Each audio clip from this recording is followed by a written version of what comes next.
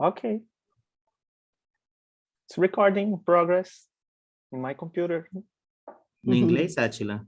Yes, in the English In channel. English. I'm in the English channel. Great. Agora, Elise, você tem que pôr para gravar na nuvem. Elise, now you're going to record it on the cloud. Yes, it's all set. Para o YouTube. Isso. Me dá só um minuto, gente, para eu Just a iniciar a minute. I'll transmissão. start YouTube broadcast. Welcome everyone who are attending.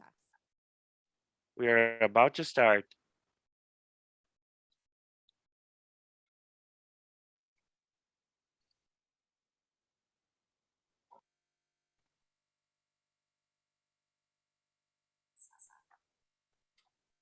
Prontinho.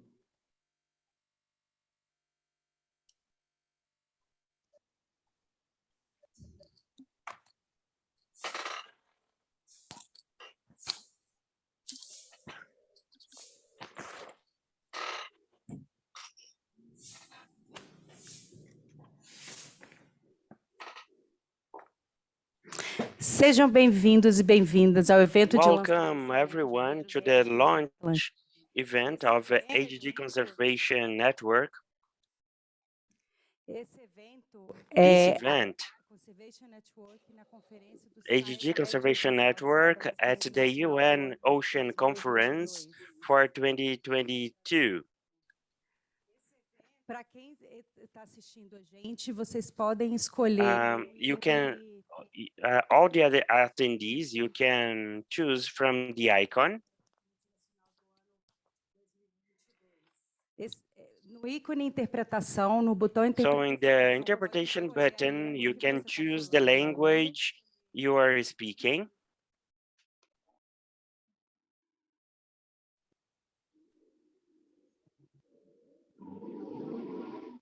No ícone interpretação, você pode So escolher. interpretation icon, you can choose either English or Portuguese channel. This event will bring together key speakers to think on AGG conservation solutions, fill up knowledge gaps, and expand and strengthen the network on the AGG conservation throughout the Atlantic. A main contribution of this side event lies in promoting for the first time the collaboration of several international institutions to search for near future solutions for the conservation of marine coastal environments through a flag species.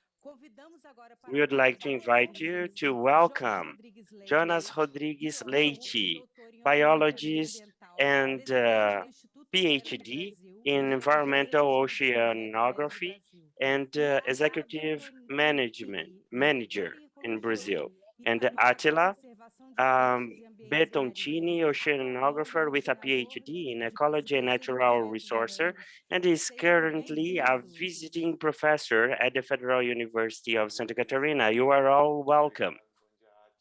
Thank you, thank you. Good morning, Attila. It's an honor to be here in this launch event for AGG Conservation Network.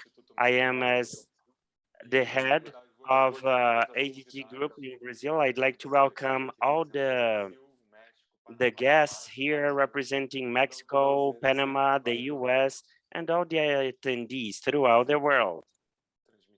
Elise, can you project my slide, display my slide here, please?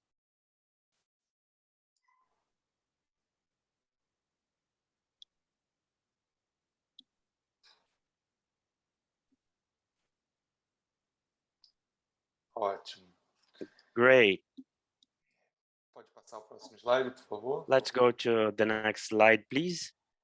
Vou começar fazendo, So I'll start by presenting to you the timeline of AGG Group in Brazil. So the Institute history that puts together this moment that we are here for today. Can you go back one slide, please? Em 2002, So in 2002, no, no segundo slide, por favor. second slide, please.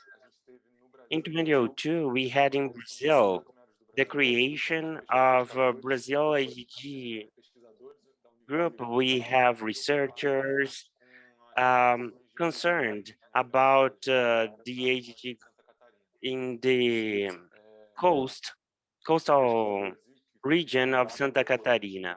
And after this institute was founded and we started this project here in Brazil in 2002, we had the support to the project. So the species, the Goliath grouper species, and we started working on their protection. It's the first Brazilian species that was banned the fishery of these species, aiming at their conservation. And all the work that we've done at this project, and Brazil, as you know, it's a continental country, it's a huge country, and we created an AGG network here in Brazil. And we work with several partnerships throughout the country. In 2007, this project in Brazil was invited to participate in the sixth gathering of the Fishery Institute, the Gulf and Caribbean Fishery Institute Conference, the GCFI. It was very important for Brazil's project. It brought us this experience for the foundation of the institute in Brazil. In 2003, the participants of AGG network in Brazil understood that it was the moment to internationalize everything that we had been doing. And then we founded this project in Brazil. So the AGG network in Brazil aims at promote the sustainable use and conservation of marine and coastal environments, endangered species, implementation and management of marine protected areas through the production, dissemination, implementation of scientific technological. Como eu falei antes, As I said before, the AGG network in Brazil will work with partnerships. So the Institute counts on over 60 partners with governmental organizations, civil society organizations, development agencies, universities, research institutes, social and cultural movements, not only in Brazil, but also throughout the world. Next one, please. Why now? Why now this idea of creating this conservation network? We in Brazil, we are in a very important moment, as well as the Goliath groupers in Brazil and in the world. We are concerned about the species conservations, and our network is really big, and it's working better than ever for the species. So these species, their status have been updated currently and constantly. And in Brazil, we have some protection laws, and they have been revised at this moment. And throughout 20 years of the existence of the AGG project and institutionalization of the project, we have a social environmental project that helped us get to. E aí a gente não está começando essa ideia do zero, né? O desejo e a necessidade por essa rede vem de 2007, quando no evento, como eu falei na linha do tempo anterior. So the event, as I mentioned in the timeline, we had the GCFI, we had the first international symposium for the Atlantic Goliath Grouper. We were invited. Several of the speakers who are here today were there as well. They are very active in the GCFI. This is a milestone for us, not only for this idea, but for today. Today we are launching this initial kickoff that is really important for the whole species. Next one, please. So we have virtual international events planned for next year to start these networks, AGG networks. So that's why it's very important to use this space this UN space to promote the creation and expansion of this network. So mainly the 14th and the 17th, 14th to protect the marine life and 17th to establish partnership and implement the goals so that we know when is the right moment to implement things. It's an honor to welcome all the guests here. It's a very important week for the ocean, for the world, making official the development of this conservation network. Next, please. Thank you very much. I invite now Dr. Attila, who is going to present the AGG network in Brazil. Obrigada, Jonas. Obrigada. Thank you, Jonas. Attila, can I give some reminders Oh, for sure. so For that we sure. can It's start with our you. event? I would just remind them about taking a look for the one that just arrived, to take a look at the chat. All right. And they can be aware that we have channels for 2 languages, and just remind the speakers that they have 10 minutes talk. All right. And you can go on, Elise. Then I present the first speaker.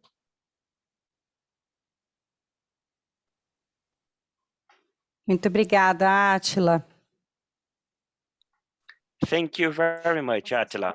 Informações So importantes let para me give you just some important reminders so esse that primeiro our event is very successful. The first one, I'd like you to feel, this is what Attila said, we have the interpretation button here. You can choose either English or Portuguese, okay? You can choose the language you like best. If you want, you can mute the original audio because it will be at a low voice together with the translation. We have our translation team to guide you. So the goal of this event is the launch of the Goliath Grouper species conservation in the UN Ocean Conference for 2022. You in the audience, I can see that we have 47 participants, 47 attendees. We are very glad to have you here participating. We are going to paste a link to you, okay? During the presentation, you can contribute, give your input. We have some questions for you. How have you, let me show it to you, how you have contributed with the marine conservation within the context, current context where you live in, and also in a word, how do you wish that the ocean to be after this decade? We would like you to participate in this interaction. With this interaction, at the end of the event, we'll be able to feel this energy that you are promoting during this event. Another important point is, at the end, we are going to have a moment for Q&A. And for that, you can use this Q&A button here, this highlighted button here. This is the question and answer button. You can enter your questions there. I'd like you to put the name of the speaker beforehand so that we can identify who we directed the question to, and after we are going to answer this question. We are going to send another link to you, which is very important, okay, to register your attendance. It's only your name and the email, okay, to sign up for the session. We need that so that we can get in touch with you eventually by email. It's extremely important to do that, okay? Thank you very much for attending. Now, I'll give the word over to Attila so that he can start our event. Okay. Hello, everybody. Hope you are all well. I would like to welcome you all to our talk today, and we are going to start with a very special speaker. I would like to invite Dr. Felicia Coleman. She's an ecologist who has worked on US groupers for the past 30 years and has a strong interest in the intersection of science and policy. She retired from the Florida State University in 2020 as a faculty member and director of the Florida State University Coastal and Marine Lab. She now is focused and committed on a reassessment of the global status of the Atlantic Goliath Grouper for the IUCN Groupers and Rosses Specialists Group with Chris Malski and Attila Bertoncini, me. Okay, so Dr. Felicia, please. Yeah, let me make sure I am sharing my screen. Can you see it? Perfectly. Yeah, okay. Well, first of all, thank you very much, Attila, for that introduction. And I have to say that the opportunity to be speaking at the UN conference on the ocean couldn't have come at a better time. And I say this because the IUCN has just launched a study to look at the global status, reassessing the global status of Goliath Grouper, of the Atlantic Goliath Grouper. And I view this really as a call to arms because the call of arms is from the IUCN to the scientific community engaged in research on this iconic and utterly fascinating species, as we all know, who've been working on it for so long. Let's hope this advances. And it does not seem to want to advance. Okay. The entity that's taking on this project is the Grouper and Wrasses Specialist Group at the IUCN. And the mission of that group is to promote the conservation, management, and the wise use of fishes in the families Epinephrilidae, the groupers, and the labrids, the wrasses. And what we want to do is enhance the vulnerability, awareness of the vulnerability of not only the fish species, but the habitats within which they live. And we'll talk a little bit more about that later. The purpose is to call attention to these species and protect them. And the group is made up of about 40 people from 20 different countries. But the specific project of interest is reassessing the global status. And these three crazy people down here at the bottom are the people who are in charge of carrying this out. That's me, Malinowski, and Chris Malinowski, and Attila. The 2018 assessment for Goliath Grouper was led by Attila, and it basically shifted the status of Goliath Grouper from critically endangered to vulnerable. But the point needs to be made that that resulted not from any real change in the population status, but in a change in the stricter applications of IUCN red list assessment criteria. And also by being able to analyze the data more effectively.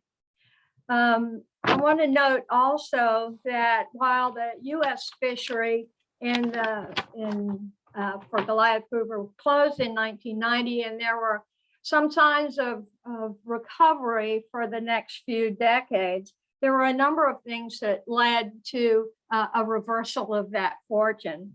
Basically, one was the increase in a catch and release fishery with high mortality rates, particularly for adults, and two other things, one for which management had no control, and the other which was completely caused by mismanagement by policymakers as well as by natural resource agencies. Now let's start with the thing that they had no control over, the weather. In 2010, South Florida had a cold water event that had a massive kill of Goliath Grouper. And these are fishes that can't withstand temperatures over about 15 degrees centigrade. Actual temperatures during that event not only were much colder, between 3 and 5 degrees centigrade, but they lasted much longer. It's one thing to be exposed to cold weather for a day or two. It's quite another to be exposed to it for 2 weeks.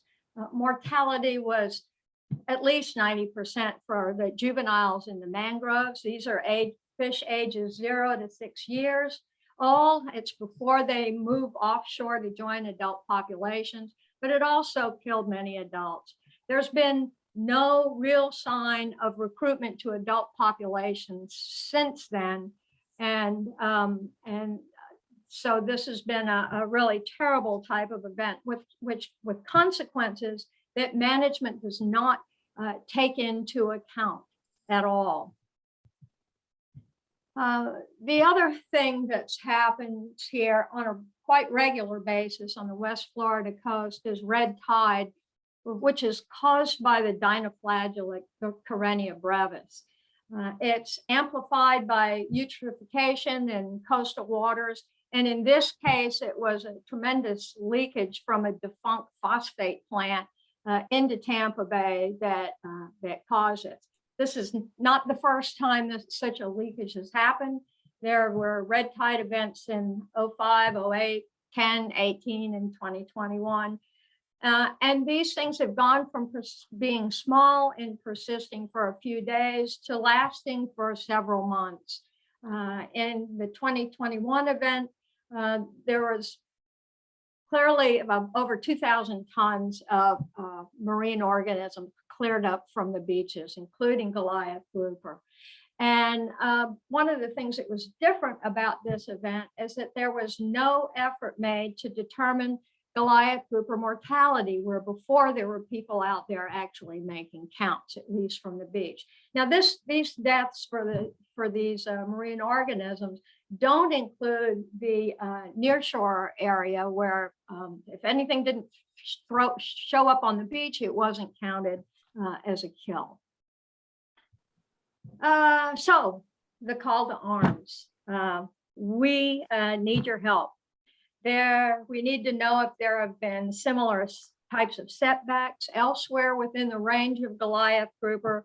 We need to know who we should be talking to about these sorts of events. So please provide us with that information, or let us know about scientists who are working and have access to information that could be helpful.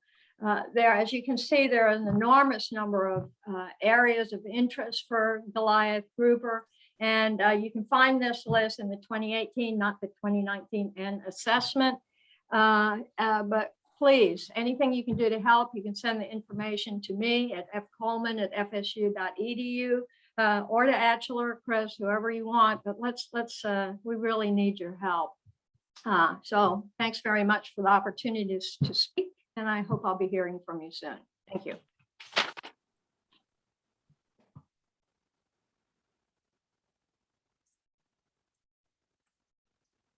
Hello. Thank you very much, Felicia, for your talk.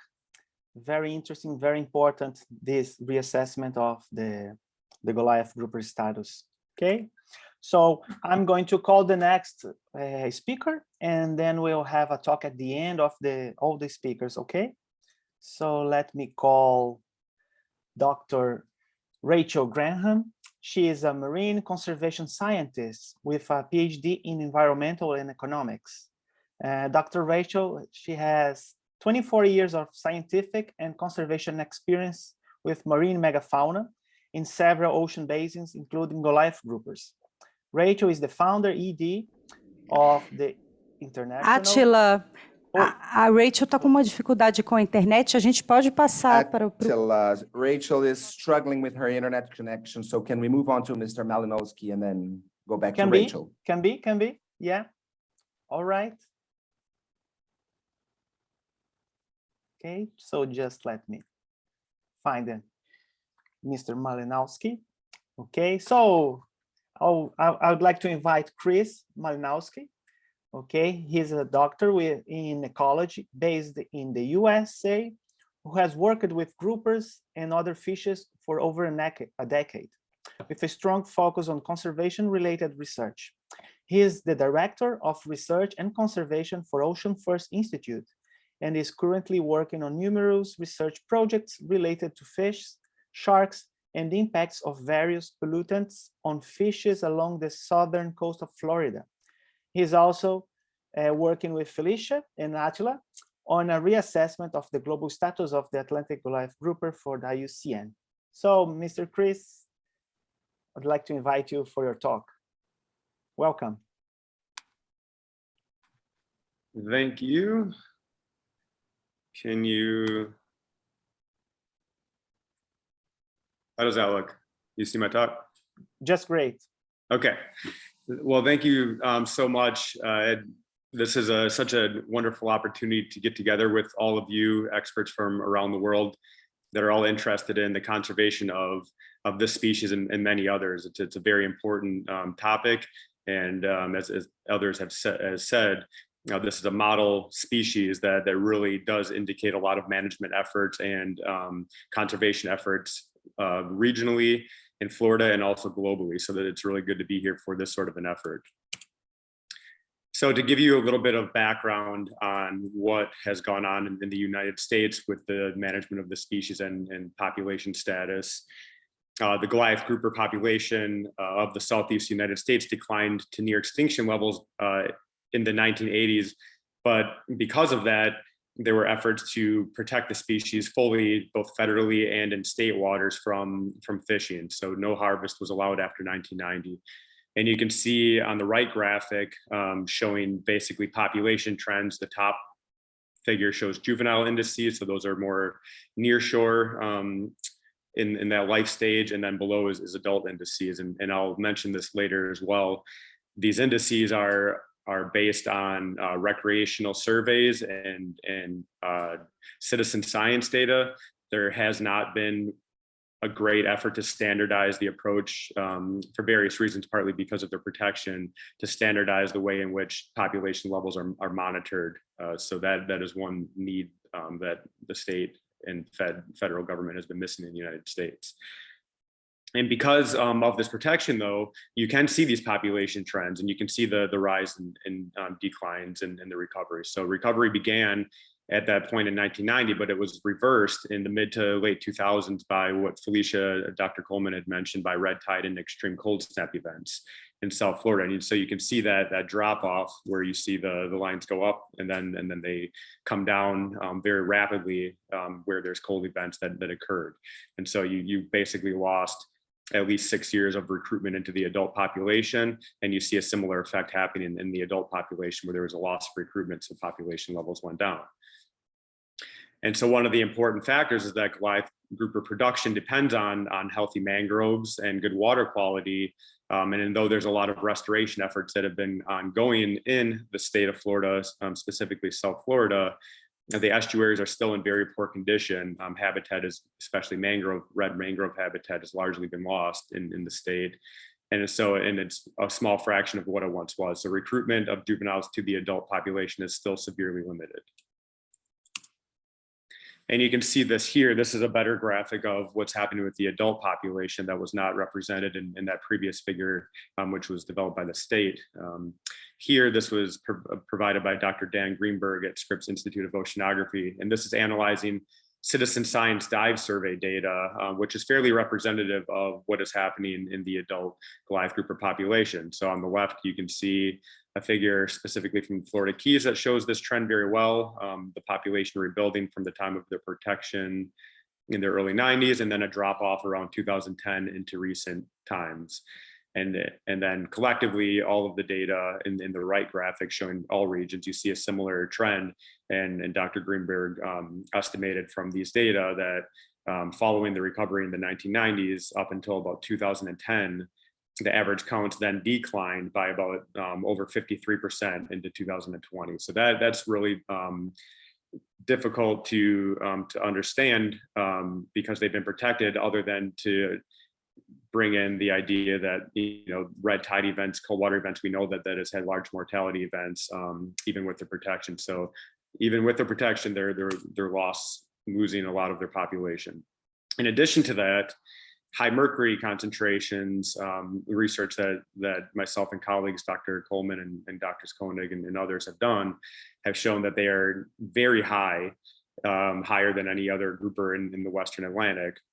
And compared to other species that are on the do not eat list in the United States, And here, this is from a previous publication, shows that there's no advisory, but as I'll, because they have been protected, but as I'll bring up in the next slide or two, that has now been reversed and they will be allowed to be harvested to a limited extent. And so they do come into play here with the avoid category because they're higher than all the other species like tilefish, swordfish, and sharks that are on the avoid list, even though they're legal to catch and harvest to some extent.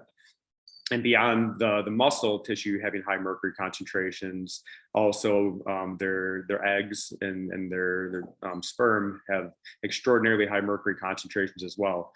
So not only is the mercury impacting the health of the fish itself, it also has impacts on the reproductive potential. And then lastly, the value of Goliath grouper, as you all know, is highest when they are alive more than when they are dead, especially with the dive ecotourism industry.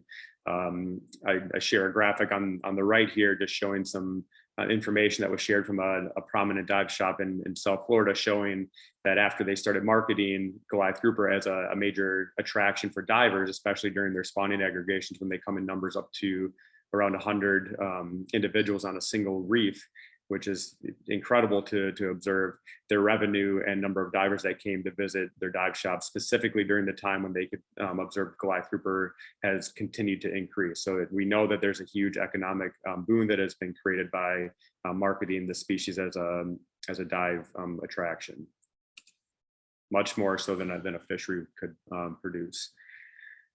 But what has happened, this is the news from Florida in March of 2022, is that the Florida Fish and Wildlife Conservation Commission, these are the managers of state waters, they have approved a lethal harvest that is limited to recreational fishermen in Florida. That is to begin in the spring of 2023 and will allow for 200 fish in the juvenile age class range to be harvested. And we have strongly, along with many of you in the scientific community, Drs. Felicia Coleman, Chris Koenig, and myself wrote this letter to the commissioners and very clearly stated the best available science that indicated, and we strongly recommend that the harvest was not open to fishing, and that the recovery was allowed to continue. And we made 4 major points in this. Number one, that the public perception that Goliath grouper are invasive and destroying habitat is flawed. So there's a lot of misperception of the species, and so largely there's been a failure of educating the public on the beneficial nature of the species. They're actually ecosystem engineers, so they increase diversity of fishes on the reefs, not the opposite. So that is largely flawed perception by the public. Second, as I mentioned, is that there are high mercury concentrations in the fish that have severe consequences to the fish themselves and also to humans that consume them. And likewise, there's a recruitment to adult populations that is limited. Partly that is due to the high concentration of mercury that is in their eggs and in the sperm of the fish, so it impacts reproduction. But also, as I mentioned, juvenile habitat water quality remains poor and limited. And so you get a loss of juvenile recruitment into the adult population. And then lastly, there has not been an actual viable alternative economic consideration that has not been addressed, namely with the dive ecotourism industry, showing that the benefit of keeping this fish alive and not allowing them to be harvested is far outweighs the killing of this fish. And so lastly, I listed some of the research needs that I think are necessary to fill in data gaps in the United States and elsewhere. And number one that Dr. Coleman had mentioned is to reassess their population status globally and also regionally, now that we have more data that we've collected, and because there's been a drop off in their population and more red tide and cold water, or more red tide events that we know has resulted in mortality events since the last status update. There's, as I mentioned earlier, there's not a standardized monitoring of juvenile and adult populations that is measured beyond recreational and citizen science data. So that is something that really needs to be done. And this is especially to evaluate any impact of the harvest. I'll state here that our state management that has allowed for this harvest to be open, they have not proposed any way to evaluate the impact of this harvest. And so this is something that, you know, we should all work on together, and it's something that I'm very interested in trying to implement, is to some way of better evaluating the population status, especially before this opens up to the harvest in the spring of next year. There's also a lack of understanding still of their genetic mixing between the Gulf of Mexico and the Atlantic populations. That needs to be better resolved.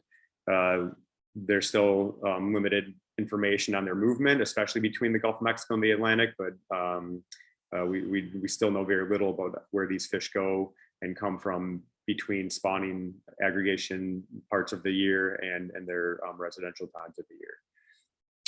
And then, you know, also understanding better how juveniles recruit into adult populations, more movement data on that would be very beneficial.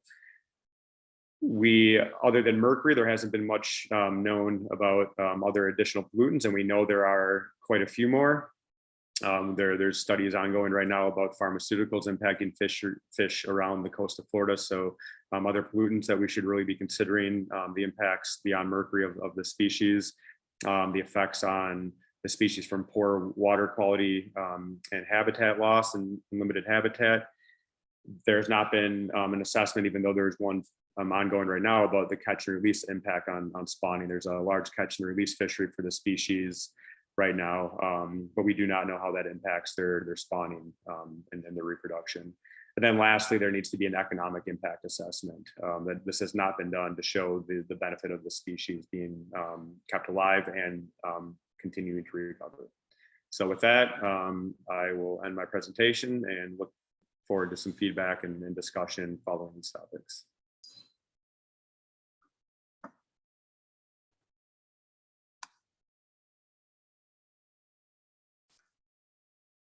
Okay, Chris. Thank you very much for your talk. Thank Very you. interesting data and great. Appreciate it. Thank you so much. Yeah, thank you very much. So to continue, is Alfonso ready? Or should we call Rachel?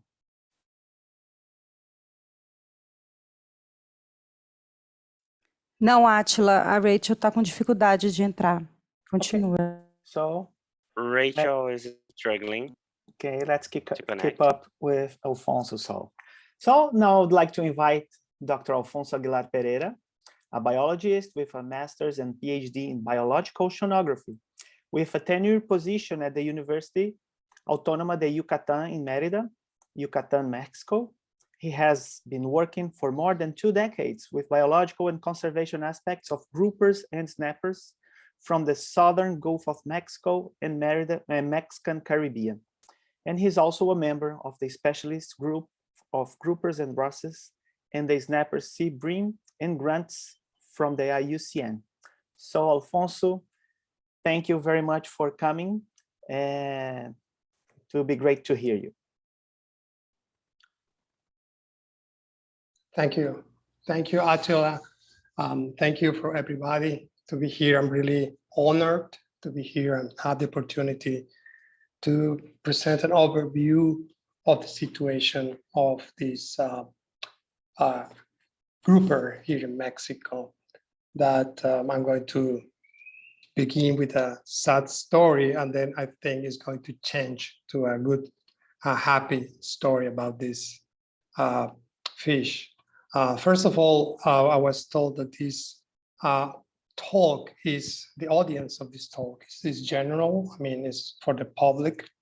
So I'm going to present the overview based on that regard, try to present an overview of the situation. I'm going to be very brief because the knowledge or the scientific procedures or any the management is very few for this particular species here in Mexico. So the grouper, the Goliath grouper here in Mexico is called Cherna. Cherna is the common name for this grouper. And when you talk to fishers and you talk to spear divers. The name is Cherna. They don't know this grouper has Goliath, and we need to use the name Cherna just to do an introspection, trying to do a research with the people. So I'm going to begin saying that in Mexico we have two populations, and this is two species. And one is the Atlantic Goliath Grouper, the Epenephelus itachara, and the other one is the Pacific Goliath Grouper, the Epenephelus quenfasciatus. That this later grouper was described or named recently, I mean, 10 years ago. And both populations in Mexico are in very, very poor situation. We really don't know what's going on in terms of fisheries or in terms of basic biology. That's the part of the sad story. And I'm gonna call this grouper the forgotten grouper in Mexico. We have 17 species of groupers. 10 of them have commercial importance.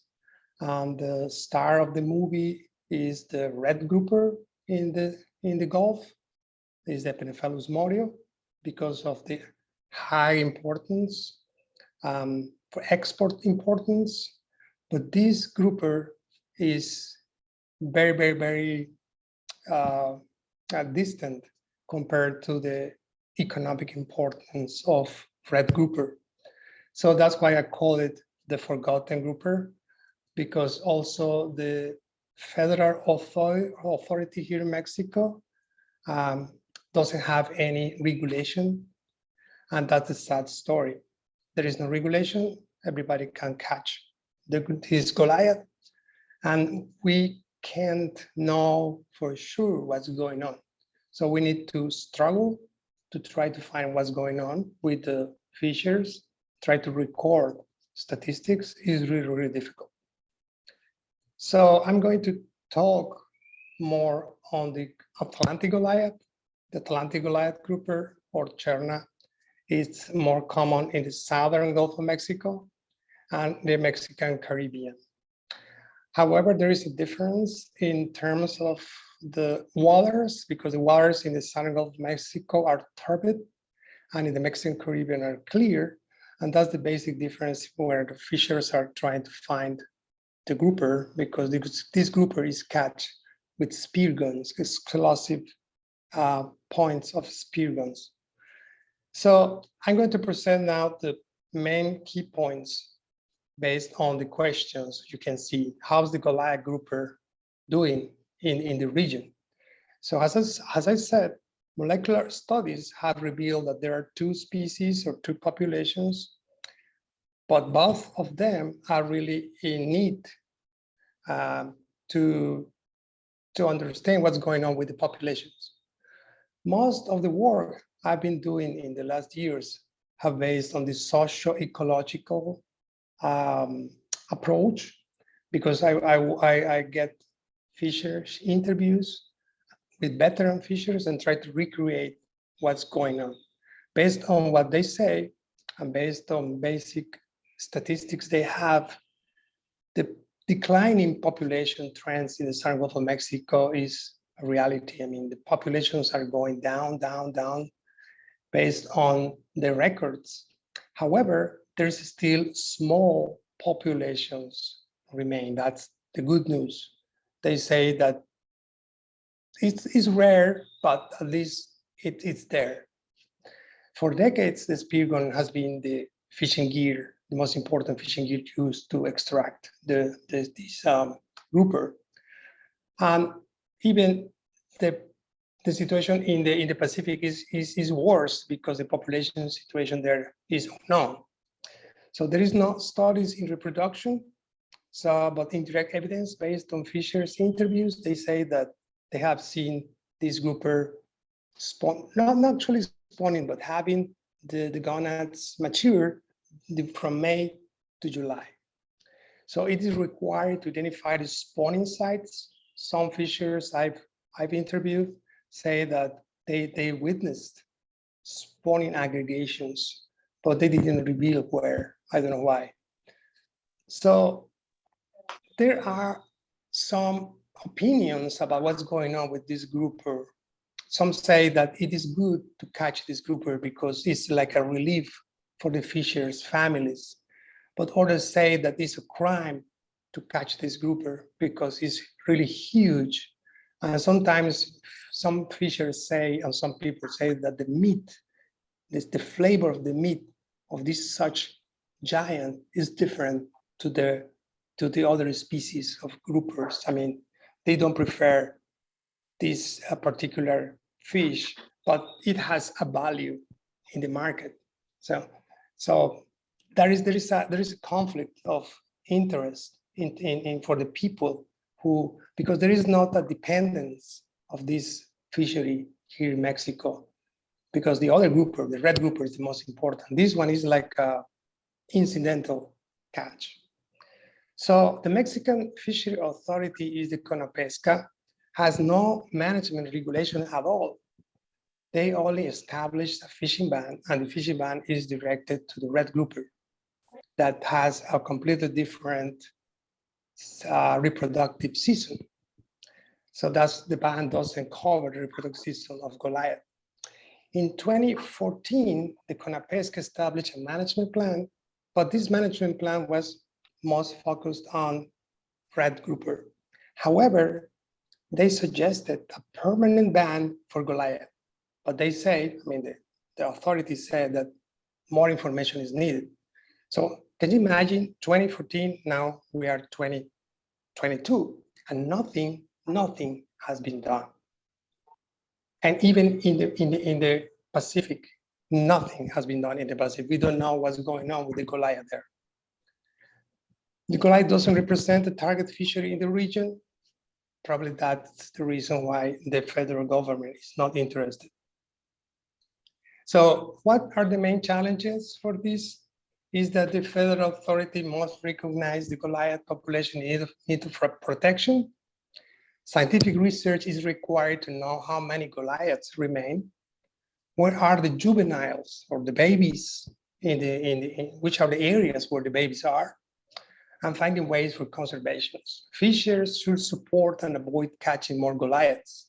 So, it's important to protect the broodstock at spawning sites and juveniles at the mangroves. The problem with the fishes in the ocean is who protects the broodstock? The broodstock in the farmed animals, for instance, is really protected because the broodstock is important, but in the ocean, who's protecting the broodstock? Talks are needed to the public for engaging them in conservation.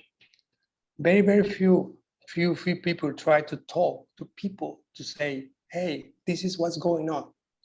So it's important to create a local network for stakeholders to promote trust for the protection of Goliath. So what's important for this network? Lessons learned from Brazil are relevant. You in Brazil are doing a fantastic job engaging people, engaging stakeholders. So it's important to build an alliance, stakeholders, academia, and government to support the Goliath.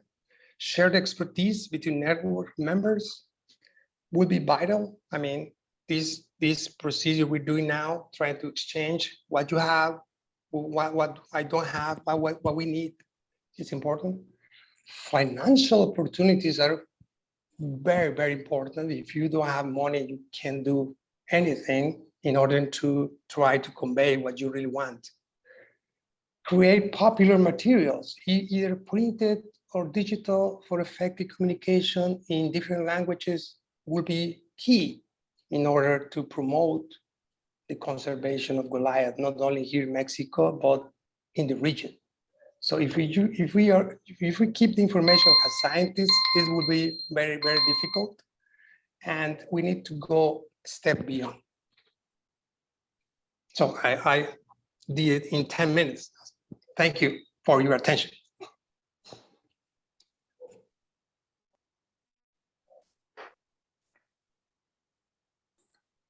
Okay, Alfonso, 10 minutes sharp. Wow. 10 minutes sharp.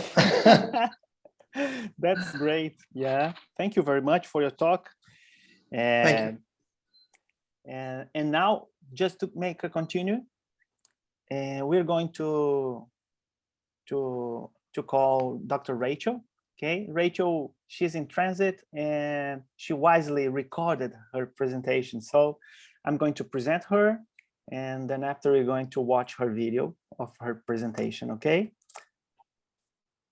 So Dr. Rachel is a marine conservation scientist with a PhD in environmental and economics. She has 24 years of scientific and conservation experience with marine megafauna and several other basins, including the Goliath Grouper. Rachel is the founder, CEO of the International Mar Alliance, and she is a visiting lecturer with the University of Exeter, a Peale Marine Fellow, and serves on the IUCN Shark Specialist Group and the World Commission of Protected Areas. Okay, so Elise, I think we can play her presentation, right?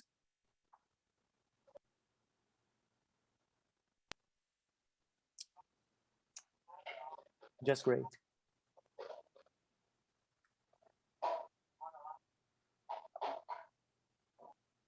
Hello, good morning. This is Rachel Graham. I am the founder and executive director of Mar Alliance, an international NGO that focuses on the recovery of large threatened marine wildlife, notably Goliath grouper, sharks, rays, sea turtles, and other. And today I'll be talking about some of the Goliath grouper work that we've done since 2006, notably in the Mesoamerican Reef, but also in Panama. So one of the key questions that the nascent Atlantic Goliath Grouper network has asked is, what is the conservation status of Goliath Grouper in our sites, countries, or regions? And I'd like to start off by mentioning the Mesoamerican Reef, which is a 1,000-kilometer long reef span that spans Mexico, Belize, Guatemala, and Honduras. I've been working there since 1998 on a host of other species, but started working in this area since, I'd say, 2005, 2006 on Goliath Grouper. And one of the seminal studies that we did in 2006, 2007 established one of the first baselines for Goliath Grouper in Belize, notably. And what we found was really critically low numbers of Goliath grouper, with the majority of animals either being landed or caught through fisheries independent modalities, or even cited as being juvenile, or definitely not the age to reproduce. And so that was a concern, and that was in 2006, 2007. And since in 2011 to 2022, we've been conducting fisheries independent monitoring, where we're continuing to find a dearth of Goliath grouper, with only 5 records really noted across the Mesoamerican Reef. And although our methods are maybe not perfectly suited to Goliath grouper, you would still expect them to show up in greater quantities than they are. Unfortunately, after all of the work that we conducted in southern Belize, we identified a good slot limit for them because there was no interest in fully protecting Goliath grouper in Belize. A slot limit was determined between 40 and 80 centimeters, which would highlight a very rapid growth period for them. There's strong recruitment, so rapid growth, and low methyl mercury, which we found to be actually quite high in animals that were above 55 centimeters. So we were trying to find a happy medium. We had a lot of fishers actually on board with conservation of a key nursery site, and that would be the Paynes Creek and Port Honduras Marine Reserve areas in southern Belize. This is a critical site because what we've also noticed is that it is feeding as a source into the rest of the Mesoamerican Reef. We've noticed that Goliath grouper are not couch potatoes. They actually move out from the Port Honduras and Paynes Creek area in southern Belize out to the 4 reef areas or to other reef areas, both in the barrier reef of Belize, but also into Mexico into the offshore atolls of Belize and all the way over to Honduras. We have also been told that by Guatemalan fishers that they have captured Goliath grouper. It's unsure whether that happened to be in Guatemalan waters or potentially in southern Belize waters as well, where Guatemalan fishers do occasionally fish. So management and conservation efforts moving forward in this particular region really have to be regional in scale, regional in scope. And so this network is really coming to fruition at a perfect time. Unfortunately, across all of these 4 countries, we still have no protective measures for Goliath grouper. They have been considered in Belize, but there's been no protection enacted as of yet. So moving down the Central American Isthmus to Panama, we're working in 2 key sites which merge both red mangrove, large extents of red mangrove, estuarine sites, as well as offshore coral reef areas. And that would be Bocas del Toro in the northwest of the country, and in the northeast of the country on the Atlantic side, the autonomous indigenous comarca of Gunayala. What we found there is very similar results, only 5 records over Bocas del Toro and Gunayala, and that's across multiple sampling periods over the course of 5 years. Anecdotal reports from fishers indicate that the captures are very infrequent, but there's not been any dedicated landings work done there at this point. And just like in the Mar, the Mesoamerican Reef, there are no laws protecting Atlantic Goliath grouper at this time. So where do we go from here in terms of research initiatives that would be helpful to recovering the populations of Goliath grouper? And I think that that's really critical. We need to have them be very management and conservation focused. And I think we have a great opportunity here in a lot of data poor countries to gather local ecological knowledge. Several of us have done that type of work already. And that's helped to identify some hotspots, some critical habitats, such as nursery sites or maybe even spawning sites that used to exist. And I think we need to take it one step further. And when we're actually gathering some of this information, this local ecological knowledge, to also get some of the proposals for how to best manage and recover populations from the same fishers and coastal communities. I think it's very important, once we've identified that there is some kind of landings or regular landings of Goliath grouper, to systematize the landings and be able to get more information on them, especially try to determine age and growth of a particular population and more. We're really needing to up the ante on finding spawning aggregations. Those that we had identified in Belize and one in Honduras appear to be extirpated. So utilization of some of the new technologies, such as acoustics, might be helpful in us identifying whether any of the Goliath groupers that are growing out, leaving the recruitment area and going back out to the reef, are actually traveling to those spawning sites. And they're clearly spawning because we are still seeing recruitment of Goliath grouper into the mangrove areas as juveniles. So one of the last aspects that I think would be really key and critical to research is the movement behavior and environmental preferences that Goliath grouper have. I think this is important now that we know that, for at least in the Western Caribbean, Mesoamerican Reef, Goliath grouper are moving throughout the Mar, but also in light of the threats from coastal development. We'll talk about threats in the next slide, but threats from coastal development, if we can go to it now, coastal development, pollution especially, but also climate change. So we already know fisheries as a huge threat. And of course, the lack of food security or food, impacts to food security are increasing, and people are going to be fishing more near shore, which of course is going to impact our recruiting Goliath grouper, who tend to recruit to those red mangrove areas along the coast. So we're potentially going to see a dip in recruitment, and so we need to be able to monitor that. But we also really need to see what the impacts are of climate change and coastal development and pollution on Goliath grouper, because I think those are going to be significant as you're seeing a lot of coastal transformation throughout the countries, at least where we are working. And there's an added threat we're seeing, not just with the changes in temperature in nearshore coastal areas, but also in localized dead zones, in part due to pollution, but also a new threat coming in the form of arrivals of sargassum that are creating deoxygenated zones and are leading to mass fish die-offs in some of the areas where the accumulation of sargassum is particularly large. So how this might impact Goliath grouper will be really important to assess, because we don't see a solution to the sargassum accumulation in the near future. We feel that it's only going to increase over time.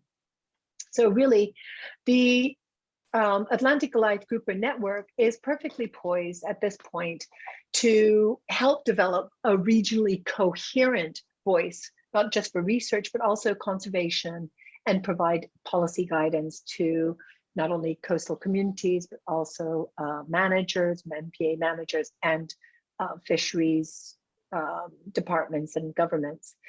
I think standardization of our monitoring and research methods and protocols, advocating for building of local capacities is absolutely critical. We need champions, all the sites moving forward. And then that will enable us to cross-compare between sites, countries, and years. And this is really kind of the backbone of what Marlines does. So we're excited to promote that as really one of the things that we'd like to achieve with the AGGN.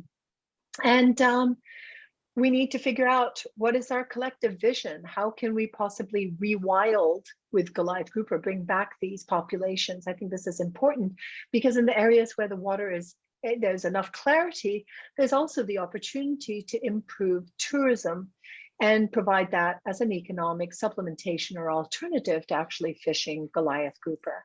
So we should bear this in mind, and we should look at how the potential for repopulating or rewilding can also be transformed into a lucrative coastal tourism for the stakeholder communities. Because ultimately, and thank you, Walt Stearns, for this lovely picture, our vision is one of many Goliath grouper, many large Goliath grouper, like this wonderful aggregation seen off the coast of Florida and Jupiter. And so that's particularly my vision, as well as rewilding Goliath grouper, not only in the countries where I work, but hopefully throughout its range. And I think that the Atlantic Goliath Grouper network is going to be a wonderful step to helping us achieve that particular goal. Thank you.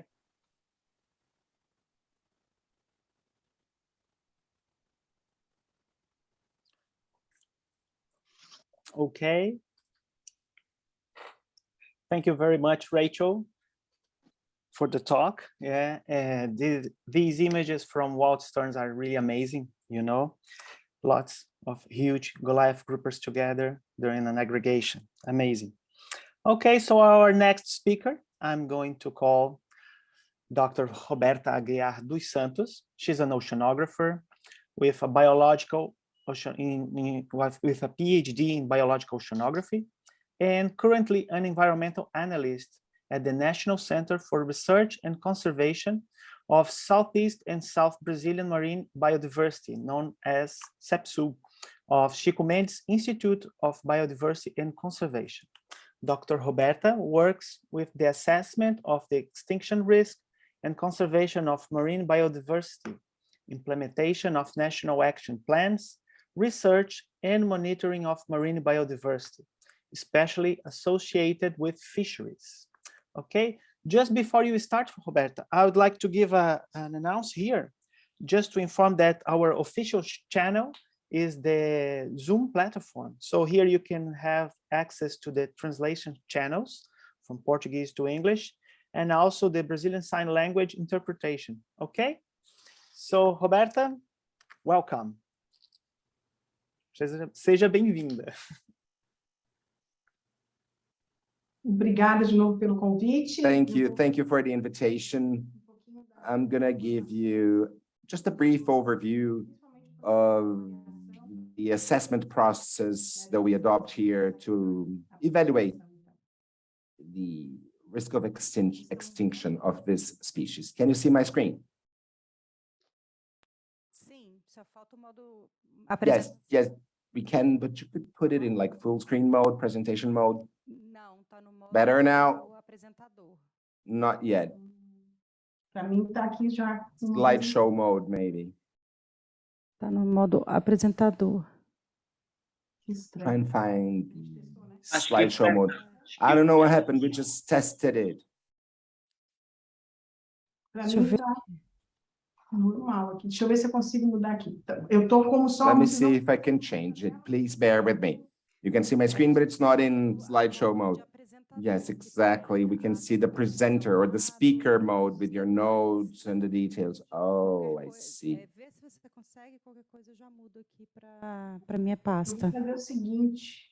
All right, so let me see. Isto. You can see everything, right? Yes. Deixa eu sair daqui. E agora? Vocês estão na moda? Can you see it now? Now it's the regular mode, isn't it? It's the regular mode. But can you see it? Yes, but do you want me to share your slides? I think it works as it is. Yes, I think you guys can see it, no, can't you? Yes, I think so. Please proceed. Great. So I'm Roberta. Attila has just introduced me. I'm from the ICM Bio under the Ministry of the Environment in Brazil. So I'm going to give you an overview of the extinction risk assessment we make here and the importance of doing research on the Goliath groupers. This assessment, this extinction risk assessment in Brazil is conducted by the ICM Bio. It's an agency under the Ministry of the Environment. And we use the IUCN methodology and criteria as the official parameters for our assessments with Brazilian wildlife. We have a system for this assessment. It's an integrated system with information about all the assessed species, and this is done in partnership with many research institutions, researchers, specialists. We have what we call the assessment workshops, and we work with research institutions, researchers, but we also try as much as possible. Of course, it's not easy, but we try as much as possible to engage other stakeholders, NGOs, community centers, community associations. When we work with fisheries or fishermen associations, fisher labor unions and fisheries, we try to engage as many stakeholders as possible, not only researchers and the scientific community. We also work with representatives from other ministries, including the department, the federal Department of Fishing. These assessments have some preparation steps. The workshops are first, they're planned. And before the assessment itself, there's a lot of preparation. And in the preparation phase, we talk to society, we engage stakeholders, and of course, we talk to specific researchers until we can actually come up with a work group where we have a workshop with a number of species to be assessed. And then finally, in Brazil, in addition to having the assessment step with researchers and other stakeholders, we have what we call the final step. That's when we validate the categories and the work done by the work group. So some specialists, other experts that are familiar with the IUCN methodology, evaluate the work done by the work group so that it can be validated and finally published. Because sometimes there are some tweaks and some fine tuning to be made, even some changes in category, if there's any mistake or problem with the assessment. So, and then we're still working on something else. We're working on the publication mode. We're working on it, but soon we'll be able to publish all the content produced by the assessment. Our first cycle lasted from 2008 to 2014. We evaluated thousands of species, 12,000 species in Brazil. We tried to assess all the vertebrates and a little over 3,000 invertebrates. And we selected a few groups of invertebrates to assess. Thinking about marine species, including the Goliath Grouper, we had 30 workshops, 200 specialists, and 200 marine species evaluated, 160 of which are endangered species. And the Pinophyllus itajara, the Goliath grouper, is critically at risk in Brazil. We are already in the second cycle. It started in 2015 and it should have ended this year, but because of the pandemic, it was postponed. It should end last year. We're just about to close the second cycle. We have reassessed Goliath groupers in Brazil, and now it's CR, critically at risk, critically endangered. But again, the validation step is still missing. We're still to validate the data, but I believe we won't have any problems with the categorization of the Goliath groupers, but still, we're still validating the research done on Goliath groupers for the second cycle, 2015 to 2023. There is some legislation and some plans for that. There are some conservation measures in force. We already have the Goliath grouper moratorium, or the ban on fishing, and fishers themselves are pretty compliant with that. They this started in 2002. Now it's under the Ministry of the Environment. It was under another agency, but there is an ordinance from the Ministry of the Environment, a joint ordinance from the Ministry of Fishing and the Ministry of the Environment, proposing this ban on the fishing of Goliath groupers. And interestingly enough, in 2014, Goliath groupers were already considered endangered species in Brazil. And for the Brazilian government, being an endangered species means that that species is automatically protected. So it cannot be harvested, transported, marketed, traded, captured, fished. So, and in environment, and even permits become different. Fishing permits are different for this species, but still in 2015, even though it was already a protected species because it was endangered, in 2015, the Goliath grouper ban or moratorium was published because there may be fishing in some occasions. And this ordinance had some appeals. So it was valid for some periods, but then fisheries appealed and it was not enforced for some time. It's been updated recently. It's fully enforced now. So Goliath groupers are still considered endangered species here under protection of the environmental law and specifically by the decree of the moratorium of the ban. And so we have, and in addition to that, we have national action plans. One stands out, which is the national action plan for coral reefs, pan-corais, and some other recovery plans for endangered species. And together with society and other stakeholders, we determined some strategic actions, some strategic initiatives to recover endangered populations and to think about policies, public guidelines to do that. Brazil is a signatory to the Biological Diversity Convention, so we have to comply with national action plans to conserve some species. And like I said before, when the species is considered desirable, we need specific recovery plans because they will always be under threat, even though there is a ban. So we have to be careful with the legislation and we have to make our plans accordingly. So to wrap this up, I've seen all the previous sessions. We all talked about the importance of this partnership, of this network. And I second that. We are already doing that with some institutions. So I would like to direct your attention to the need for public policies for conservation. And we need better designed public policies, both nationally and regionally, thinking of regionally meaning the Atlantic Ocean. Perhaps we can have joint efforts between our agencies and our governments to achieve this conservation as a whole. We know that these populations are somewhat integrated, so that's my just my 2 pennies worth of contribution, and I hope you have enjoyed it. Thank you.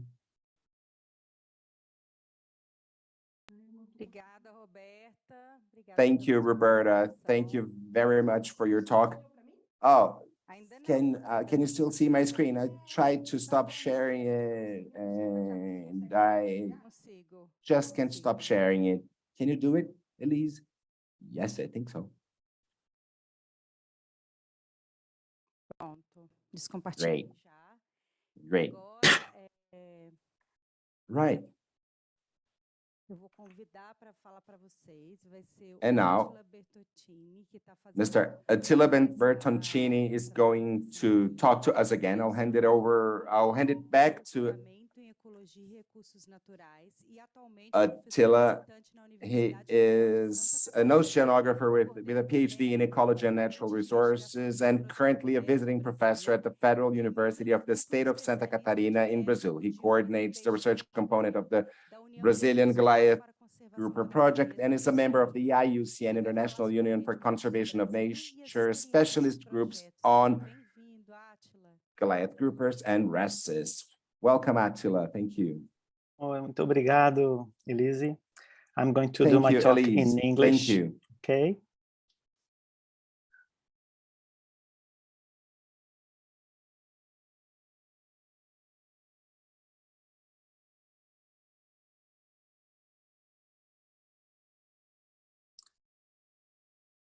Can you see my presentation? Please. Sim, perfeito. Pode seguir. Okay. Okay, thank you very much. Thank you all the speakers. I'm going to close this talk today with a presentation from Meros do Brasil. I'm not going to present results itself, but I'm going to show what we do, and I'll try to answer some questions at the end, okay? So the Projeto Meros do Brasil is entitled as the conservation of the Atlantic Goliath Groupers in Brazil, Epinephelus itajara, and associated marine and coastal ecosystems along the Brazilian coast. Okay, the project is about to complete 20 years of existence. It started back in 2000, and it expanded the partnerships from a single project in the northern coast of Santa Catarina in South Brazil to 4 states, and nowadays we count on 9 states along the Brazilian coast. We have some, just a second. We have some objectives like research and conservation, governance. We work also with public policy and communication and environmental education. So the execution of the project is only possible through a network of partners, which is called nowadays as Rede Meros do Brasil. It's Meros do Brasil network, okay, with a series of institutions working toward the conservation of the Goliath grouper. As Jonas presented in the beginning, Instituto Meros do Brasil is the institution that nowadays works with all, concentrates the network, okay? So Meros do Brasil is presented in 9 states. I'm going just to show you in this map, from Pará, Belém, with Universidade Federal do Pará, in Pernambuco with Universidade Federal de Pernambuco, Alagoas, the Federal University of Alagoas. In Bahia, we have the cultural movement Artimanha, which is an Afro-Indigenous movement. At Espírito Santo, we have the Universidade Federal do Espírito Santo. Rio de Janeiro, Associação Amigos do Museu Nacional. In São Paulo, we have Instituto de Pesca. Paraná, Museu de História Natural Capão da Embuia. And in Santa Catarina, Instituto Comar. Okay, we are now in our 4th round of partnership and sponsorship with Petrobras, and And we have just spread for these 9 states in the last 2 years of project, sheltering 46 municipalities along 1,500 kilometers of the coast. Okay, we have a direct public estimated in 29,000 people and an eventual public of about 2 million people being related with some of the actions and activities of the project. Our partnerships are in 86 institutions, and we have been working with 12 species, okay? So the Goliath grouper is a flag species for us. We have many efforts in protecting these species, in studying and understanding the ecology and biology, but we also shelter another 11 species which are threatened along the Brazilian coast. Most of them are in the list which Roberto just presented. Okay, and we are in some ILTER sites, the International Long-Term Ecological Research Sites. We've been in a research group at the National Research Council, CNPq, since 2013, with about 20 researchers in this group. And in this group, we also have some members of the Groupers and Rosses Specialist Group for the IUCN. This picture is just a joke, okay? We have some great people, funny people. We're surrounded by nice partners. And of course, they can all be very serious when it's needed, okay? This is a picture of our last encounter before the pandemic. So we are about to have a new encounter soon, I hope. So what do we do? What do we do for the conservation of the Goliath groupers? So in the 2 decades, Projeto Meros do Brasil has offered the main information for the recovery of populations along the Brazilian coast.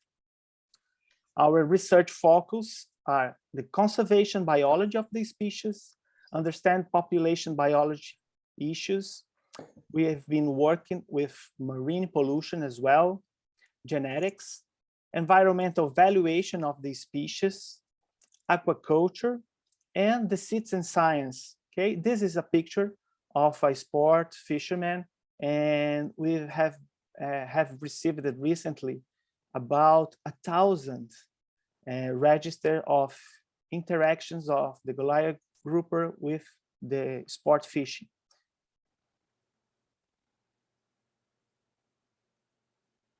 We have an action besides the scientific research with the public policy, working toward the knowledge of these threatened species, education for sustainability, also the environmental communication, and the ocean literacy as well. We have been working with local traditional knowledge, as Rachel already said. This is the basis of the knowledge in many of the areas. Traditional communities, some of our collaborators are fisherwomen. We really care about the gender equality every time as we can, more and more. Also, racial inclusion. These girls are working on craft wood in Bahia with Artimanha Cultural Movement. Also, we have a focus on the first childhood as asked by Petrobras. So this is a main action of the project, working with this public, which is very special for us, and also disabled people. So every time we can include more and more people which are disabled, like handicapped people, low vision, and blind people, we've been working to include more and more these publics in our activities and spreading the knowledge for them also. When we are asking how the Goliath grouper conservation status in Brazil, how is it? So nowadays, the Goliath grouper is a protected species. We have a moratorium on the species, which will end next year. So we'll have another great round of getting the information together to present to the Brazilian government and decide what we are going to do with the Goliath groupers. And in our last evaluation, the assessment of the species published in 2018, the Goliath grouper along the Brazilian coast is considered critically endangered. Okay, this picture on your right, it's the register of the Brazilian Goliath grouper records. Okay, this specimen weighed 328 kilograms, and it was fished before the moratorium. So what would be possible to achieve for the conservation of the Atlantic Goliath grouper from the perspective of this network? Okay, as proposed by many of you, as you could see in the presentations before, we want to find knowledge gaps, and it would be really nice if we could find partners along the African coast. We are searching for them. We know they are in the conference. We already got some contacts, but if you are there, get in touch with us. Think on standardized research methods, and this is very important for the network where we can exchange information, methods, and research lines. And propose also guidelines for country based on successful experiences. As far as we can see, we are in a kind of time machine. We can see very different situations in different countries, from countries that have been protecting the Goliath groupers to countries that have no restrictions at all to the fisheries, and we can see very different situations of the stocks of the Goliath grouper. So I believe this share of information among the partners would be essential for us to reach good results regarding the conservation of these species. So I'd like to thank you, everybody. And we can continue with Elise on this presentation. Thank you. Obrigada, Átila. Thank you, Attila. Thank you, everyone. Thank you very much for those who participated in the interaction. So now we are going to show you the results. If you haven't participated in it yet, you can still do so. We still have time. We are going to bring on the results, and you still have time to participate and join our survey. It's extremely important to hear from you, to have your interactions, to understand your minds, your heads, what you're thinking. We have a Q&A moment right away. If you haven't participated in the Q&A, you can enter your questions there. Please do so. We will have a great moment without the speakers here able to talk to you. You can see the QR code. If you haven't participated in it, you can still do so. Use the link, the QR code. The link is already on the chat, and you can input your observations, opinions. I'm really curious to find out what people answered.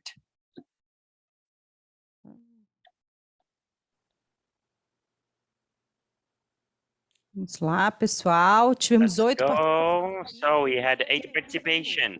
Our question was, how have you contributed for the marine conservation within the context where you live in? People are saying, protecting species, habitats. You can write on the chat. You can do so. We can read it from the chat. So how Participo como supervisor ambiental no projeto Meros do Brasil, através da atividade de educação. As an environmental supervisor, and I participate in an educational project on environment. Oh, that's extremely important. There's a person that is saying that works with risk oversight. We have Pancorais participation, integrating research partnership and conservation throughout the coast of Brazil. It's really good to see people contributing, participating. Alguma coisa, Átila? And Attila, would you like to say anything about it? No, we can wait and see the answers. Okay. Ó, o pessoal tá entrando aqui, já aumentou para 9. Oh, we have 9 participation. People are contributing on the chat. Oh, that's good. You're coming. I am a research supervisor at DMV in Espírito Santo State. I'm doing my PhD on genetic diversity, and I work in the education now of the society. I live in a sustainable way, close to nature. There is Michele. Michele is saying, Gente, muito bacana. É muito bacana a gente that's ver. really good to see that. It's really interesting that each one of you can do something for the AGG protection in Brazil and in the world. It's an international conference. Each one of you can do your bit, pull your weight. You see, simple activities, educational, environmental activities. Tanto material To disclose this dando information. Have you followed the AGG Instagram? We see beautiful things. One, based on the chat, the Meadows Instagram, so that everybody can follow it. It's possible to do. Attila, would you like to say something about it? Yeah. Would you present our cloud of words, right? The next step. So I'm getting the questions for the speakers and also people who are in the room. Legal, vou agora para a nuvem de palavras e Okay, só para let's fechar go a primeira sessão. to the cloud of words. So Como to close educador, this session, Thiago is saying he is a diver, he is a researcher, he participates in the AGG project, and he junto ao Instituto participates with Gente, que inactivities to Instagram do Mero está ali remove no chat. plastic from the Agora beaches. vamos So you ver have the Instagram on the chat. veio Now mais. let's have a look at the cloud of words. In one word, how do you wish the ocean to be after a decade? Clean, healthy, sustainable, live, loved by everyone, and reached the clean, really good. So now let's go to a great moment, the Q&A moment, and Attila will be leading these questions, asking the questions to the speakers. Now we'll see on the screen all the speakers, just a minute. One is going to include you all on the screen to have this wonderful moment. If you haven't asked your question, you can do so in the Q&A, and we'll bring your question here. Let's go. Okay. Can I call the first question, Elise? Yes. All right. So we have a question here from Dr. Michelle Scherer. Okay, a great friend for Dr. Chris. Okay, is there any evidence of higher or different toxicity due to deep water horizon disaster and surfactant pollution? Hello, Michelle, and thank you. Surfactant pollution. Yeah, that's a great question. So this doesn't necessarily pertain to Goliath grouper that aren't at the depths that those studies were done on the effects of the deepwater horizon oil spill and the surfactants that were then laid down to try to clean up the oil. But there was a study by Florida State University showing, looking at PAHs and other products of the oil that were higher in tilefish and some other benthic species that were higher due to the oil spill. Yeah, so that's the main study that came out recently that showed that there was an effect of oil on the fish, and that showed higher concentrations of mercury potentially related to that spill. So you know, if the oil did make some passes near shore, then that certainly could have had a bigger effect on some of the species that encountered, including Goliath grouper that encountered the spill as well, probably. But there's no study to support that that effect near shore.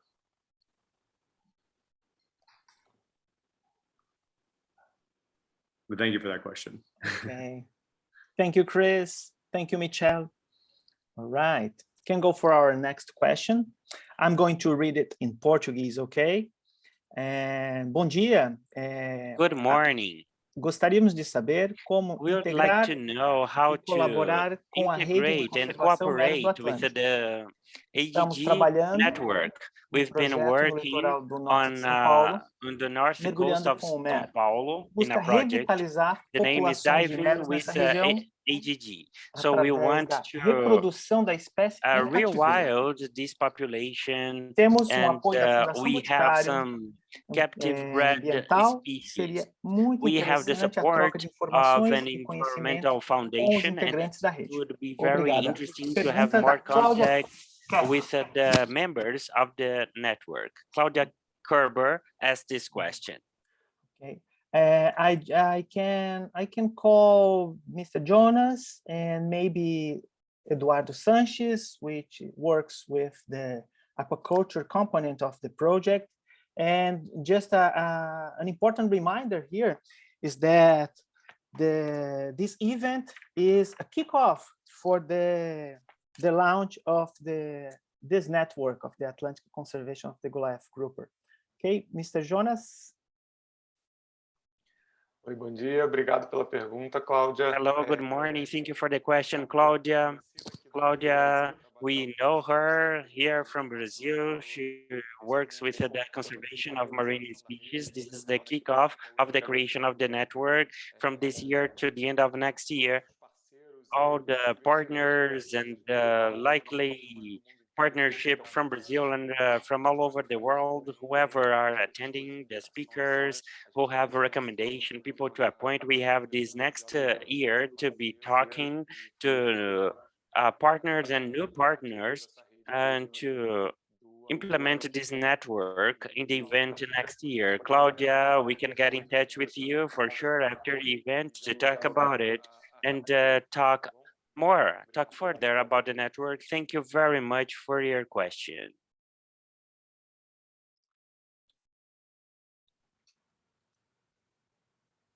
Okay, anybody else would like to answer?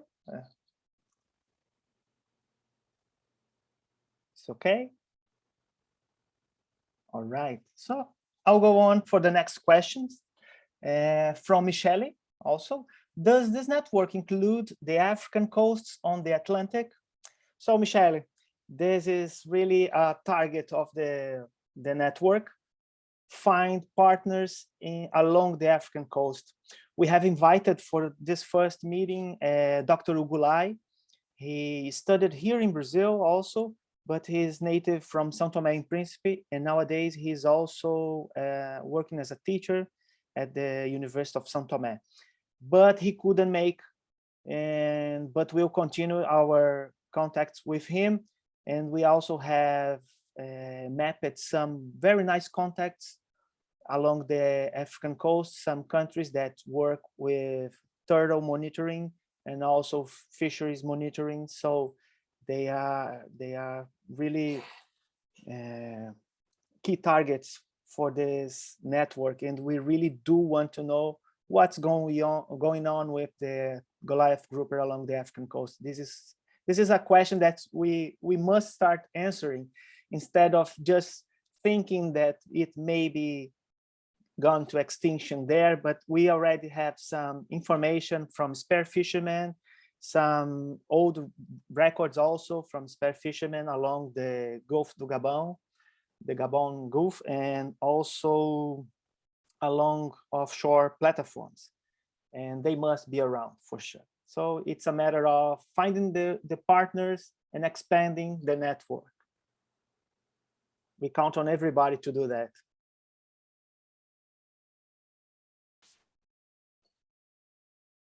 Does anybody want to say anything?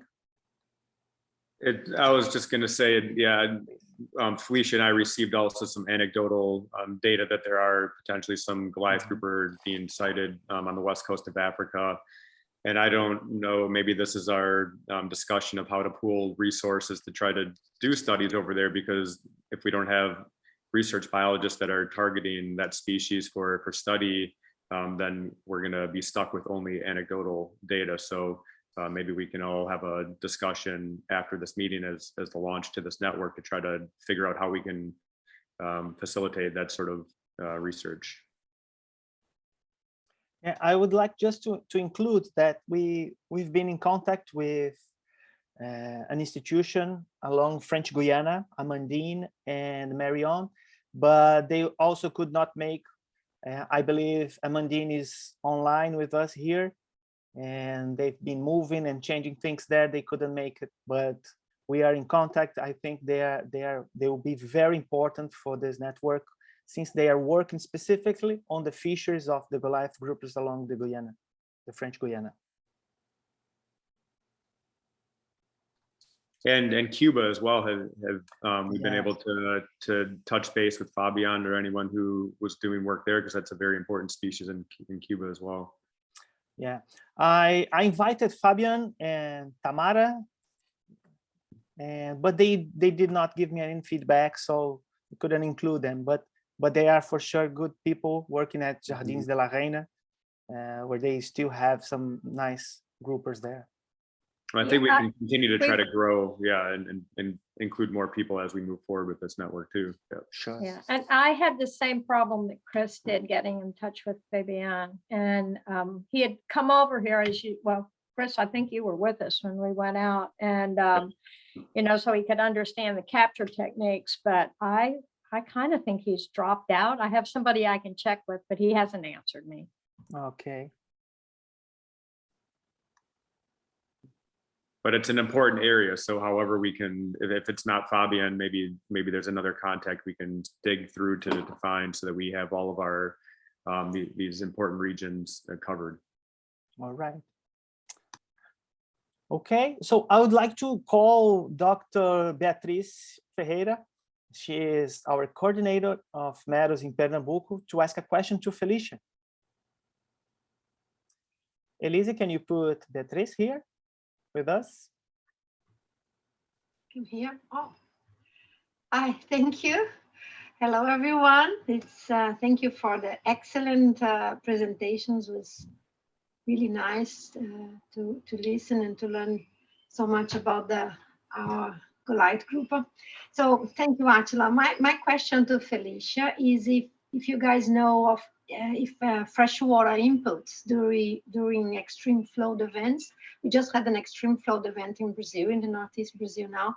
So on top of colder water, if a freshwater input that's often carries a lot of pollutants have caused death on juvenile Goliath grouper, if anyone has ever recorded death events associated to these extreme situations.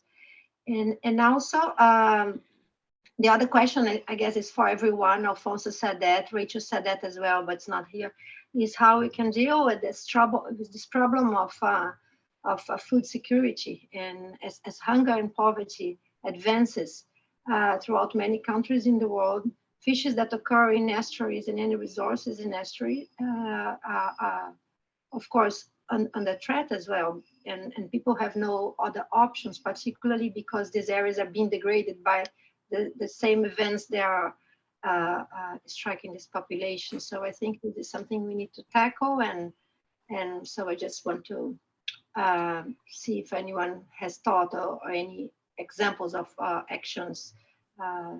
That's certainly something we have to think about. And then just adding that we sure need to reassess the Goliath group. Oh, yes. Absolutely. Well, in answer to, let me make sure I'm not muted. In answer to your first question, we do have large freshwater inputs. Mostly they're coming from the Lake Okeechobee region, where there are large canals that go from Lake Okeechobee and kind of central South Florida that go out both to the East Coast and to the West Coast, and they release enormous amounts of water, eutrophied water, low oxygen. There are reefs offshore, certainly on the West Coast, that are just kind of covered with a black slime from those events. The effect of on a Goliath grouper, we don't know. But they're certainly right in the area where that occurs on both sides of the channel, both sides of Florida, both coasts of Florida. I think it might be a good idea for me to check with Koenig and see if he has any data on that. I don't believe that he does. I could chime in really quick, Felicia, Okay. if you can hear me. So, nothing has been published on that yet, but for, the state managers, Florida Fish and Wildlife, is doing a study right now and they've shown good. the Goliath grouper do move. The juveniles move from the mangroves during high flow events, especially cold water events. So there's there's some work being done on that right now. And so we'll see how productive the results are, but yeah. Okay, thanks, Chris.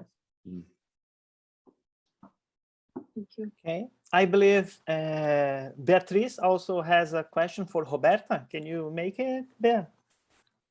Oh, I think she answered in the chat or somewhere. My question was, well, first is that, of course, Goliath grouper is not protected by these general measures because they change so much and so fast. So a specific moratorium is still very necessary because it flags an important case, and that's different from the other ones. But I think you mentioned this, and I was asking you about the 148 ordinance, if there was any. I heard you saying that it mentions that Goliath grouper is not included, but I was not sure, so that's why I wrote in the chat. Na verdade, a 148 ela manteve. Actually, 148 covers Goliath groupers, but the second cycle hasn't been validated yet. Some criteria changed for the second cycle of our work groups. We're now considering pollution as a red flag, as a problem. But once the results now are validated, it's important to know that in Brazil, the list itself, it's on the list. If it's on the list, it's immediately protected by the law. Of course, inspection is flawed and there's a number of problems, and there are some exceptions. You can always get a special permit. And that's why the moratorium is so important. That's why renewing the moratorium is so important. The Ordinance 148 maintained Goliath groupers on the list, but our intention is to have new publications every year to reassess the status of the species, to validate it. But yeah, Goliath groupers are still on the list. But again, we can propose the renewal of the moratorium for next year. And we're thinking about that. If that's the intention, we can do it. We can maybe we can say, oh, there may be some monitoring fishery or some monitored fishing somewhere. There may be special permits, but again, but we can also maintain the moratorium. We have to consider the situation of the species along our coast. And yes, I think we can propose extending the moratorium. Yeah. Yes, that was exactly it. Thank you, Roberta and Attila. I'm speaking Portuguese now that I translated, right? Yes. So I'm interested in the mortality of Goliath groupers caused by polluted freshwater. We had a major loss of shellfish here and crustaceans in general. They usually leave the area when freshwater comes. They are adapted, of course, but apparently in the last extreme event we had here of heavy rain and extreme discharge of freshwater, we had a massive mortality of shellfish crustaceans here. So, and I'm sure that has an impact on Goliath groupers. It's hard to add that to IUCN because those are general problems, but some species suffer more with that. So again, I'd like to emphasize that and emphasize the importance of this type of report. This is a new question, a new problem. Food security, someone mentioned that. It's a major problem. That's a major problem in many countries, even in developed countries that did not have this type of problem before. So a few things have to be reconsidered in view of that. Conservation has to change over time, and we have to think of strategies to adapt to the new circumstances, right? And that was it. Thank you. That was a great event. I loved it. I'll just quickly follow up on that. As Dr. Coleman had mentioned before, so we do see these large freshwater flow events that cause that further grow the harmful algal blooms especially off the west coast in the Gulf of Mexico. And even though Goliath grouper can swim out of some minor events, there's been large mortalities because of those harmful algal blooms. So we do know that they're happening in large mortality events, but they're not being quantified. So to your point, yes, that needs to be incorporated into our management because we don't know how many we're losing of that species and many others. So some studies are ongoing right now to understand flow effects on, and actually we're doing one on some other species right now as part of our group in the estuaries. But on Goliath grouper, they're difficult because the juveniles are only present in certain areas of Florida that are more difficult to study the effects of the flow on. And then to your other point on food security, I think, without giving specific examples, I think, proper sustainable management is the way to go so that the fish are around for sustaining food, as we move forward. When you don't have proper management of species, you have loss of species. So maybe you can go out and get a fish today, but tomorrow you're not going to be able to. So proper management for sustainable food resources is something that really needs to be, the way that we do things. Mm-hmm.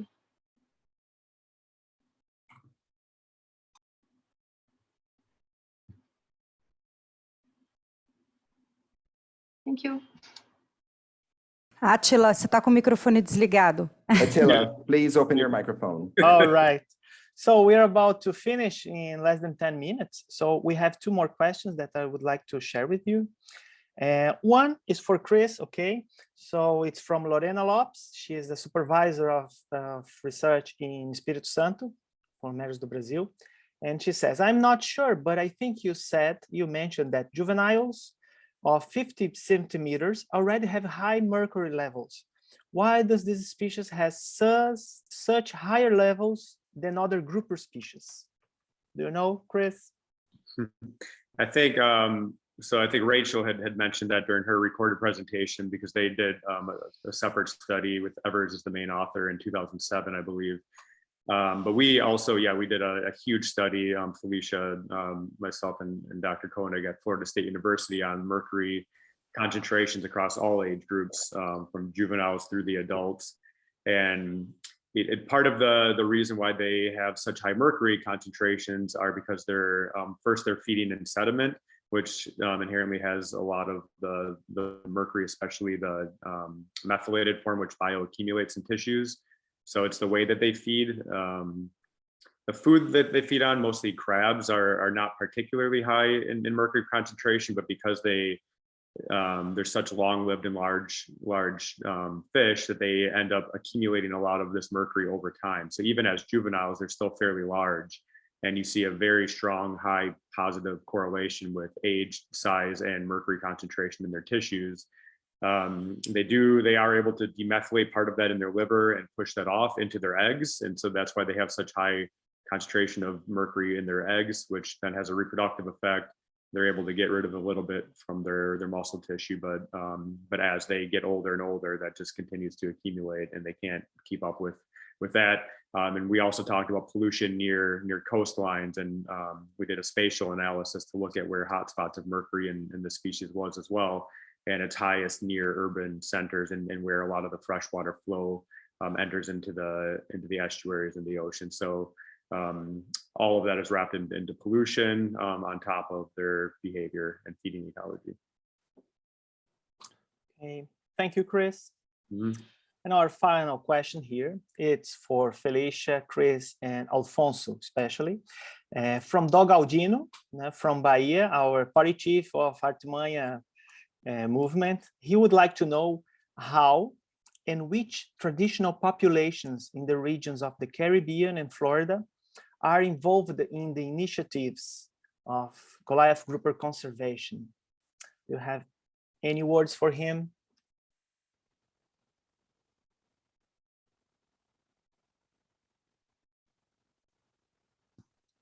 So, Alfonso, can you answer that? I don't know anything about what's going on outside of the US, really, except in Brazil now. good. Alfonso, you're not muted, but the volume's not coming through. Mr. Pereira, we cannot hear you. Okay, can you hear me now? There we go. Yes. Yeah, thank you. So actually the problem is really, really big in terms of trying to get any conservation initiative in Mexico. There is not any conservation initiative in Mexico in terms of moving forward. An example like Mares do Brazil. So it will be very convenient at this point of time, trying to build an alliance or something to try to engage the managers and fishers and everybody, the consumers, to try to tell them that the Goliath is in a very critical situation here in Mexico. So I understand that the work done by the Mares do Brazil is incredible in terms of getting to the people, to the public, because any initiative, any scientific initiative or any kind of management initiative wouldn't be of value if you don't have the public support.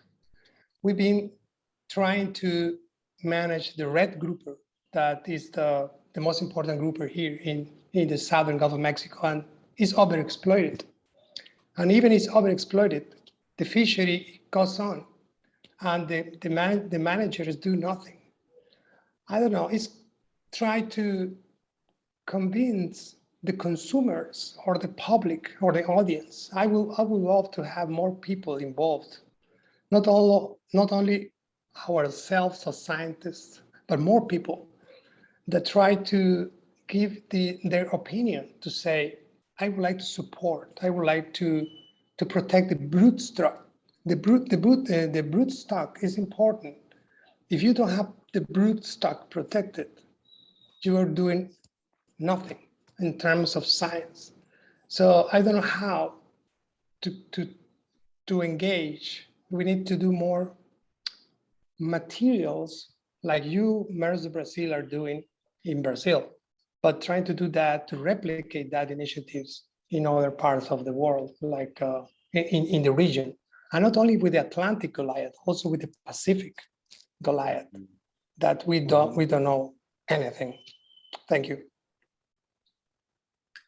Yeah, I would say I would follow in the United States by saying that we don't have a large group. I think Mares do Brazil is very unique in what you do with education and outreach. Here, we have groups of stakeholders that engage in pro-conservation measures, like the dive community is huge for that. And then you see people turn up when our state managers of Florida Fish and Wildlife Service have commission meetings where people show up and have contradictory viewpoints and argue basically at the stand. We have the scientists like myself and Felicia and Chris, we go and speak on behalf of non-staff scientists. And then you got the dive community that is very pro support of conservation measures. And then you get the trophy spearfishers, and they have a huge community.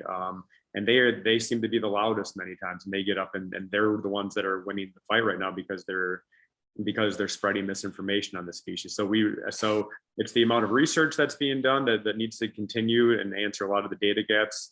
But it's also, education and outreach is a huge component of support for proper conservation management. And so without that, you get the community that is sort of at odds with each other. And then that's really, the failure of what's happening in the United States right now. Yeah, I think we can really take a lesson from Mares and what they've been doing in terms of outreach and education. It's really impressive. Thank you, Felicia. And thank you very much for answering the questions. I believe we just finished our time. It's 11 here in Brazil, 3 p.m. in Lisbon.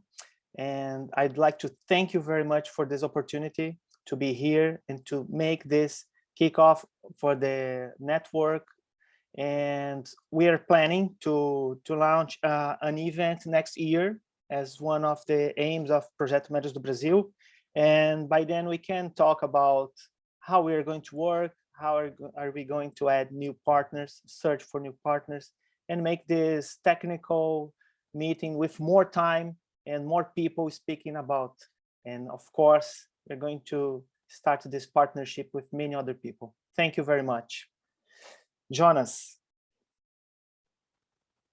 Queria agradecer também a participação de todos. I'd like to thank you all for joining us. I think this network is very promising. And again, like someone said, it's a time machine.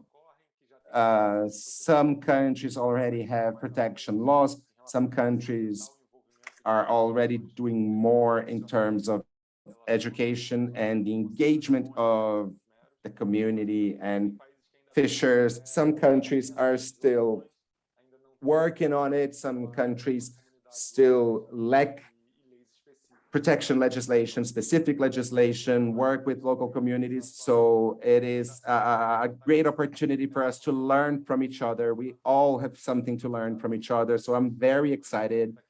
It's been an honor. Thank you very, very much.